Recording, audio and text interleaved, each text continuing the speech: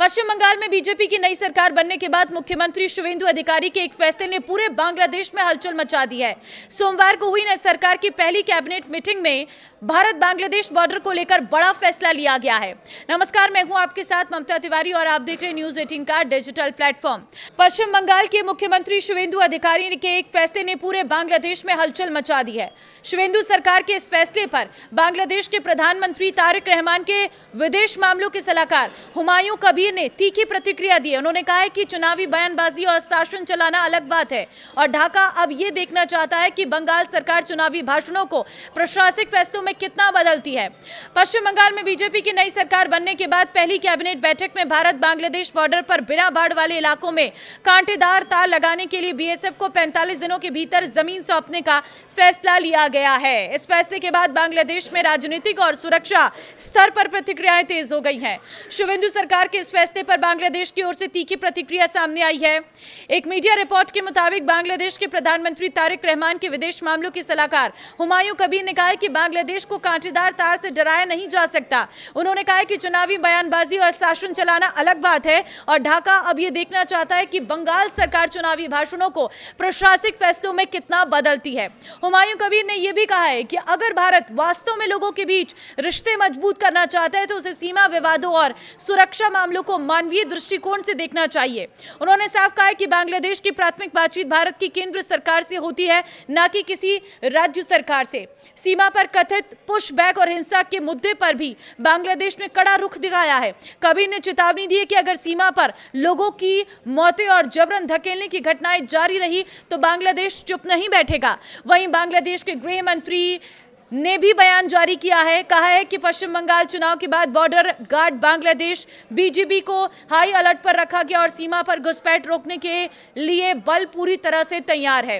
दरअसल बीजेपी ने विधानसभा चुनाव से पहले संकल्प पत्र में वादा किया था कि बंगाल बांग्लादेश सीमा को पूरी तरह सुरक्षित किया जाएगा।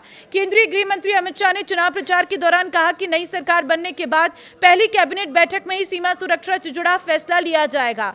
सोमवार को कैबिनेट की बैठक में उसी वादे को अमल लाते हुए सीमा सुरक्षा बल बीएसएफ को जमीन ट्रांसफर का निर्णय लिया गया है।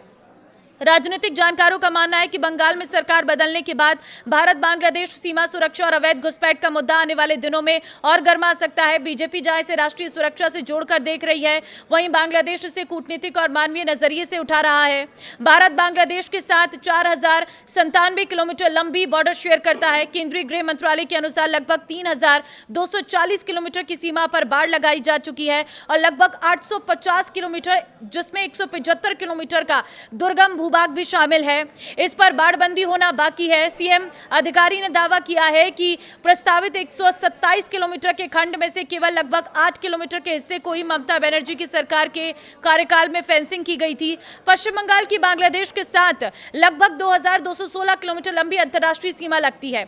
यह भारत बांग्लादेश की सबसे लंबी स्ट्रेट बॉर्डर है। 2021 में केंद्र सरकार ने बंगाल में बॉर्डर पर बीएसएफ के अधिकार क्षेत्र को 15 किलोमीटर से बढ़ाकर 50 किलोमीटर कर दिया था। यानी बीएसएफ 50 किलोमीटर तक के इलाके में तलाशी, गिरफ्तारी और जब्ती कर सकती है। तत्कालीन ममता सरकार ने इसे राज्य के मामलों में हस्तक्षेप बताया था। दिसंबर 2021 में बंगाल विधानसभा में इसके खिलाफ एक प्रस्ताव भी पारित किया गया था।